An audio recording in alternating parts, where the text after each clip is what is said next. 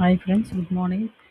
தக்காளி தோசை எப்படி செய்யுதுன்னு பார்க்கலாம். இதுக்கு தேவையான பொருட்கள்: பச்சரிசி 1 கப், தக்காளி 2, பச்சை மிளகாய் 2, சீரகம் சிறிதளவு, இஞ்சி சிறிய துண்டு, உப்பு தேவையான அளவு, கருவேப்பிலை சிறிதளவு, தண்ணீர் தேவைக்கேற்ப, எண்ணெய் சிறிதளவு. பச்சரிசியை 3-4 மணி நேரம் ஊற வைக்கவும். ஊறிய அரிசியுடன் தக்காளி, பச்சை மிளகாய், இஞ்சி, சீரகம் சேர்த்து அரைத்து கொள்ளவும். உப்பு சேர்த்து தோசை மாவு பதத்துக்கு தண்ணீர் ஊற்றி அரைக்கவும்.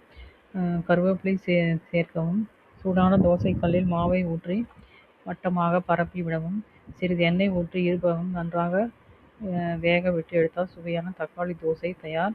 தக்காளியில் விட்டமின் சி மற்றும் தாவர சேர்மங்கள் நிறைந்து உள்ளன. தக்காளி சிவப்பு நிறத்துக்கு காரணமான லைகோபின் என்ற ஆன்டி ஆக்சிடென்ட் நிறைந்து உள்ளது. காலை உணவில் காய்கறியை சேர்க்க எளிய வழி.